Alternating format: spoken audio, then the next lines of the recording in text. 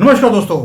पाकिस्तान की कुटाई, धुलाई और सिलाई ये सारा कुछ करने के बाद अब मोदी जी ने ठान लिया है कि भारत के अंदर भी जो ये जिहादी यानी कि पाकिस्तान की मानसिकता के जो लोग हैं इनको भी सीधा किया जाएगा।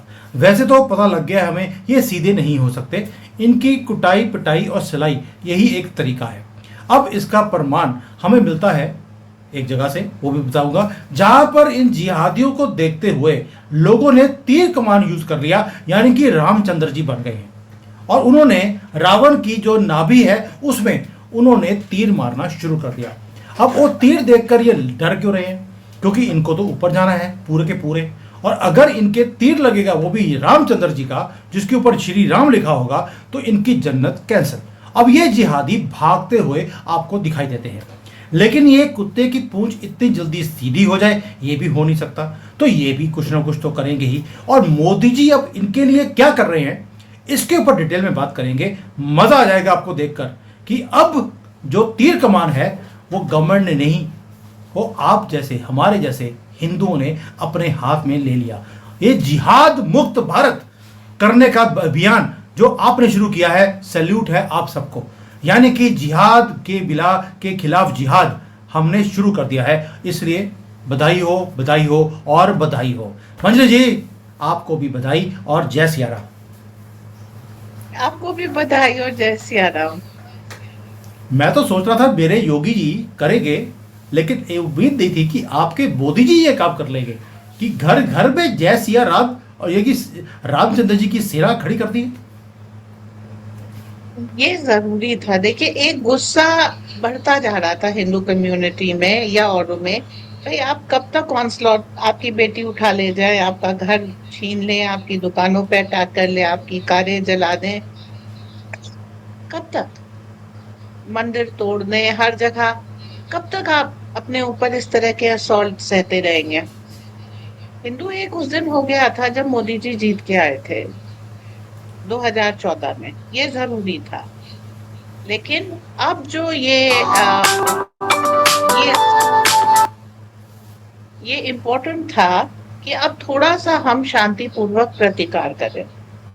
और इसके लिए जरूरी है कि अभी देखिए, इतना बड़ा हमारे ऊपर हमला हुआ, उसमें भी कुछ लोग आ जाए पाकिस्तान जिंदाबाद के नारे लगाते हुए, तो दर्द होता है। हमारे सेना के जवान वहां पे लड़ रहे हैं, बॉर्डर पे जो लोग हैं उन वो दिक्कत उठा रहे हैं, सब कुछ है। एक तरफ आप कहेंगे कि बॉर्डर के लोग रो रहे हैं, उनके ऊपर आक्रमण हो रहा है, और आप यहाँ अटैक की खुशी मना रहे हैं। दूसरी तरफ आप उन लोगों के साथ हैं जो ये अटैक प्लान करते हैं, उसमें रेकी करते हैं, ये सब वो करते हैं। तो दोनों तरह चीजें तो नहीं चलेंगी, और इसी चीज से जो है पाकिस्तान परेशान है, वो हिंदुस्तान परेशान है। तो कुछ लोगों ने जो इस तरह के जिहादी तत्व हैं, उनको उनकी पूजा शुरू कर दी। मैं इसके लिए पूजा शब्द यूज करूंगी।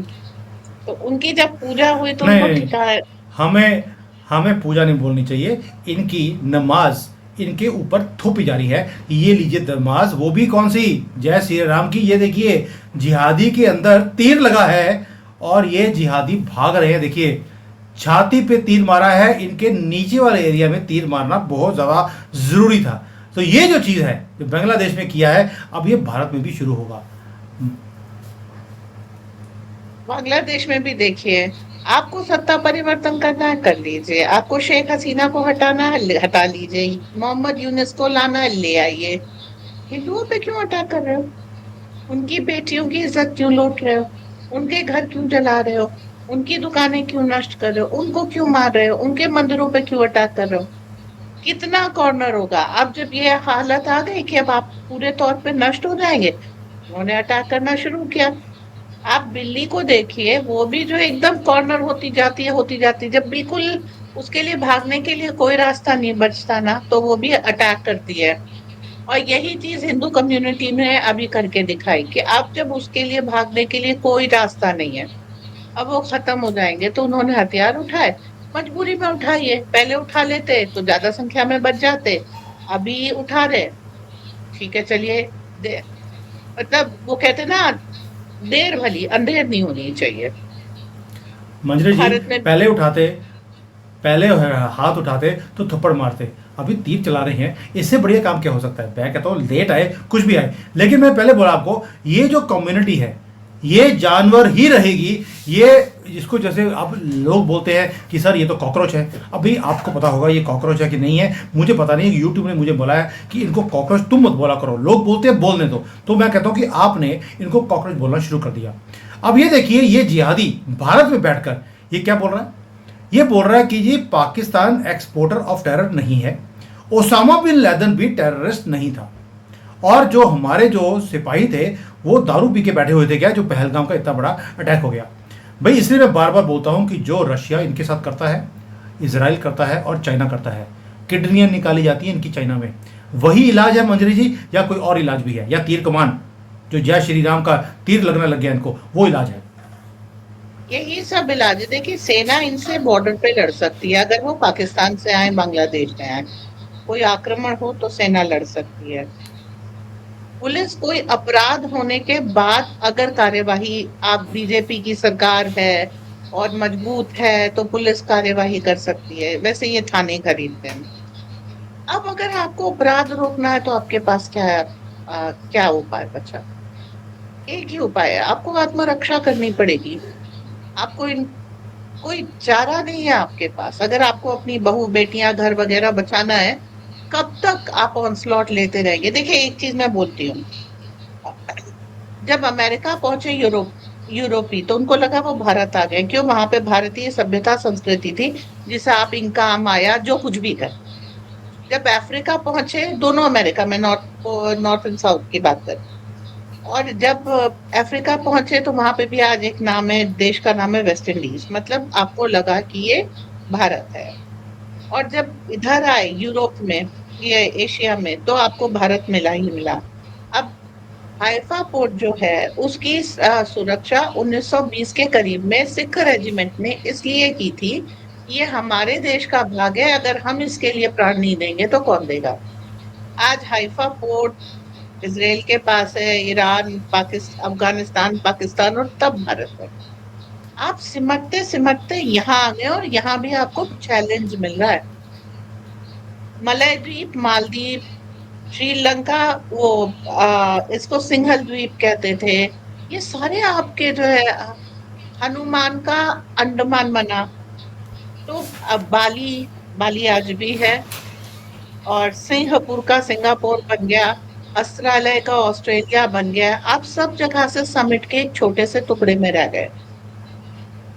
अब आप यहाँ पर भी चैलेंज हैं, यहाँ पर भी आप केरल में, कश्मीर में, बंगाल में, तमिलनाडु में काइंड ऑफ अल्पसंख्यक हो चुके हैं।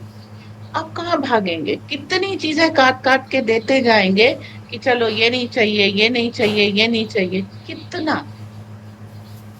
अब जो बट है, माधुरी जी, अब ये नहीं बोल सकती कि कितना, क्योंकि अब तो मैं देख रहा हूं कि भारत में अब डंडे पड़ रहे हैं इनको। जिन्होंने पाकिस्तान की फेवर में उन्होंने जो नारे लगाए, भाई लोग जो इनकी कुटाई कर रहे हैं, भाई मजा आया था देखकर, और ये बहुत देर पहले हो जाना चाहिए था। ये मोदी जी के अभी जो ये एक्शन किया है ऑपरेशन सिंदूर, मतलब कि हमने सिंदूर वहां पे करना था, यहां पर भी बिखारना शुरू कर दिया मोदी जी ने। वो मोदी जी ने नहीं किया, जनता में एक देशभक्ति की सशक्त भावना आ रही है कि हम केवल सैनिक ही क्यों लड़ेंगे बॉर्डर पे, हम क्यों नहीं रहे? देखिए, सैनिक वहां पे बॉर्डर पे खड़ा है, अगर पीछे से आप इधर देखिए कितने सेना के जवानों पे, पंजाब में क्या हुआ कि वो कर्नल थे और उनका पुत्र, दोनों के ऊपर इतना वो किया, अटैक किया कि वो लहूलुहान हो गए। कर्नल साहब जवाब दे सकते थे, पर उनका दिल बीच में आ गया कि ये मेरे अपने लोग हैं, कैसे मार दूं। आपने जब वो कुछ हो रहा था शिवसेना का, तो आपने देखा महाराष्ट्र में एक नेवल ऑफिसर के ऊपर अटैक कर दिया। अब पकड़ पकड़ के अभी एक जवान ने गुहार लगाई है कि साउथ इंडिया में मेरी फैमिली है, मोदी जी उसको बचा लीजिए। वो सब छोड़ करके यहाँ पर जा रहा है, बॉर्डर पे जान की बाजी लगा रहा है, और वो और उसका परिवार यहाँ पर सेफ नहीं है। ये जिम्मेदारी सैनिक की नहीं है, ये हमारी है। कुछ तो हमें अपनी रक्षा के लिए, अपने समाज के लिए करना चाहिए। तो वो चीज अब हम करना शुरू कर रहे हैं। भाई इन्होंने तो ठान रखी अपनी जन्नत के चक्कर में हमको निपटा देना है। तो हमको तो जन्नत नहीं मिलेगी ना, तो हमको तो फिर प्रतिकार करना पड़ेगा क्योंकि हम तो काफिर हैं। तो जन्नत जाने जहन्नुम जाने से रोकना अपने आप को हमारा फर्ज है। क्या करें? अब वो पर फर्ज मंजरी जी, जा करके हिंदू उठा रहा है। हाँ। लेकिन हमारे जो लोग हैं वो अभी भी, क्योंकि हमने क्या किया है, पाकिस्तान का पानी बंद किया है, वहां पर अटैक किया है। अब वेस्ट बंगाल में हिंदू लोग सड़कों पे आ गए और उन्होंने बोलना शुरू कर दिया कि ये जो आपने गलत काम किया है, पाकिस्तान का पानी बंद कर दिया। आपको लगता है कि जो वेस्ट बंगाल में इन्होंने हिंदू खड़ा है, वहां पे मुसलमान कोई भी सड़कों पे नहीं आया? ये सीपीआई के लोग वहां पर आके, कम्युनिस्ट जो लोग हैं उस मानसिकता के, उन्होंने आकर ये किया है। इनको क्या बोलेंगे आप? ब्रेन वॉश बनाना रिपब्लिक। अब बुद्धि ही नहीं है, स्टॉकहोम सिंड्रोम है कि अगर आतंकवादी मारे जा रहे हैं तो हमको दुख हो रहा है। भेज दो इनको भी। भाई मोदी जी ने 130 करोड़ कहे हैं, उन्होंने ये नहीं कहा कि 130 करोड़ में कौन कौन आता है। ये वो स्टॉक है जिसको बाहर भेज देना चाहिए। जाओ, इनके लिए रो रहे थे ना, उनके बीच में रह आओ। नहीं तो तुम्हारे घर में 10 की संख्या में भेज देते, सिर्फ 10 भेजे, सिर्फ 10। अपने घर में रखो, खातिर जमातदारी करो, बाकी तो अनुभव वो खुदा ही दे देंगे। आपकी बुद्धि सीधी तरह से तो ठिकाने आने वाली नहीं है, तो ठीक है, एक्सपीरियंस कर लो, क्या कर सकते हैं। सिखलाई दी है, नहीं समझ में आती। बट मंदिर जी, मैंने एक चीज़ नोट करी अभी, कि जैसे लोगों ने अब हाथापाई करनी शुरू कर दी है, कपड़े फाड़े हैं, मारा इसको अच्छी तरह से। जिस जिस बंदे ने ये अल्लाह बकरी अल्लाह हलाला बोला, या जिन्होंने पाकिस्तान मुर्दाबाद, मुर्दाबाद तो नहीं बोलते ये, बल्कि जिंदाबाद, पाकिस्तान जिंदाबाद, जिंदा भाग, जो इन्होंने नारे लगाए, उनको लोग पिटाई कर रहे हैं। बट मैंने एक चीज़ और नोट करी जो लोगों को समझनी ज़रूरी है। आप ये देखिए, पाकिस्तान के जो लोग हैं वो गए वहाँ पर, पाकिस्तान में, सॉरी तुर्की के लोग, और उन्होंने जाकर शहबाज शरीफ को क्या बोला है कि भाई हमने आपकी जो मदद करनी थी हमने कर दी, अब आगे हम नहीं कर सकते क्योंकि पाकिस्तान, भारत ने हमारा बहिष्कार करना शुरू कर दिया है। अब हम तोती बोलेंगे मोदी जी की, क्योंकि हमने यहाँ से पत्थर खरीदते थे, हमने पत्थर उनके मुंह पे मारे। हम वहाँ पर ट्रैवल करने जाते थे, हमने बोला भाड़ में जाओ, हम नहीं जाएंगे। तुर्की भी लाइन पे आ गए जैसे ही हमने इनका इकोनॉमिक बहिष्कार किया है। पहले आपने देखा था मॉरिशस के अंदर भी या मालदीव्स के अंदर भी हमने बहिष्कार किया, कदमों में मुइजो ऐसे उसकी पूंछ हिल रही थी मोदी जी के चरणों में। आपको नहीं लगता कि आज भारत में भी ये मुहिम और तेज होनी चाहिए इनका बहिष्कार करने की? इनका मार्बल बंद किया, इनके सेब बंद किए, इनका टूरिज्म बंद किया। इनको मालूम है भारतीयों की बदौलत चलते हैं। और पाकिस्तानी पाकिस्तानी जब तुर्की से पास होते हैं ना, लूटते हुए जाते हैं। तुर्की की कॉमन प्रॉब्लम ये है, कॉमन पीपल की, कि पाकिस्तानी उनको लूटते हुए जाते हैं। उम्मा वगैरह कुछ भी नहीं है। अभी एक दूसरे के शिया सुन्नी की जो ईरान इराक में लड़ाई हो रही थी, वो उम्मा की वजह से तो नहीं हो रही थी। बहुत ज्यादा इनके बीच में डिफरेंसेस है, बट ये उसको छुपा लेने में हो जाते हैं। अभी जब बांग्लादेश में भी देखिए शिया सुन्नी राइट शुरू हो गए थे, जब शेख हसीना आउस्ट हुई थी। तो यहाँ पर कोई एका नहीं है। और दो तुर्की के ड्रोन ऑपरेटर्स इस स्ट्राइक में मारे गए हैं। तो ऐसा नहीं है उसने खाली फ्लाइट भेजी, उसने दो ऑपरेटर भी भेजे थे जो मारे गए। तो सारे का सारा मिला करके अब जब अपनी पेट पे लात पड़ी तो तुर्की ने पाकिस्तान का साथ छोड़ दिया। अभी हम साइप्रस का मुद्दा उठाएंगे कि साइप्रस वैसे ही तुर्की ने एनेक्स कर लिया है जैसे हम हमारा जो है पीओके पाकिस्तान ने किया है। तो अभी हम साइप्रस का मुद्दा उठाएंगे। और तुर्की की एक और जरूरत है, उसको ब्रिक्स में आना है, क्योंकि ब्रिक्स इकोनॉमिक फ्यूचर है।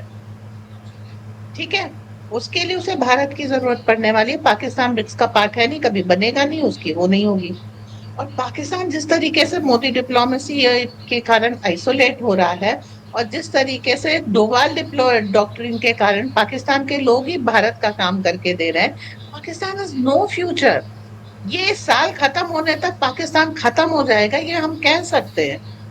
तो ये वहां अब ये चीज सबको समझ में आने लगी। सेना का शौर्य दिखा, मोदी जी की जो भी भलमनसाहत देखी, अब जो है लोग रिस्पॉन्ड कर रहे हैं। और पाकिस्तान को तुर्की भी छोड़ के जा चुका है, चाइना भी फटकार लगा रहा है, यूएस भी बगल में घूम के देखने के लिए, मैं कहूंगी थूकने के लिए भी तैयार नहीं है पाकिस्तान के ऊपर। अब मोदी जी जाएंगे आईएमएफ, आईएमएफ को ठिकाने लगाएंगे। तो पाकिस्तान तो गए हो, ये मान लीजिए। अभी बलोची अपना आप लगे हुए हैं बलूचिस्तान को आजादी दिलाने में। तो आई होप आपका ये मिशन कंप्लीट हो, बलूचिस्तान, फ्री बलूचिस्तान। लेकिन एक ही मुझे चीज वो समझ में आती, कोई कुछ बलोची कहते हैं कि प्रधानमंत्री मोदी उनके प्रधानमंत्री हैं, और कुछ कहते हैं कि बलूचिस्तान इंडिपेंडेंट रहेगा। तो ये क्लियर हो जाए तो हम और खुल करके इनका साथ दे सकते हैं। बिल्कुल सही बात है। हम भी कंफ्यूज हैं कि वो इंडिपेंडेंस चाहते हैं कि प्रधानमंत्री मोदी को अपना प्रधानमंत्री बनाना चाहते हैं। जिस दिन वो क्लियर कर देंगे मुझे लगता है इनकी मुहिम ठीक हो जाएगी। पर मंजरी जी, दैट मीन्स एक चीज़ तो क्लियर है, अगर पाकिस्तान की हमने सफाई करी है तो पाकिस्तानियत जो भारतीयों के अंदर है उसकी सफाई भी शुरू हो गई है। और इसका परिणाम हम ये है कि अब लोगों ने तीर मारने शुरू कर दिए। मैं कहता हूँ बांग्लादेश में शुरू हुए हैं तो हिंदुओं को यहाँ पे भारत में है इनको भी अकल आ जाएगी, भैया तीर कमान ये रामचंद्र जी वाला उठाओ, तभी इनका सिंगार होगा। लेकिन एक चीज़ और भी देखी मैंने, इनका बहिष्कार करना जरूरी है जो अभी भी भारतीय नहीं कर रहे, पहली बात ये है। और जिस दिन ये करना शुरू कर देंगे मोदी जी की ताकत और ज़्यादा बढ़ जाएगी।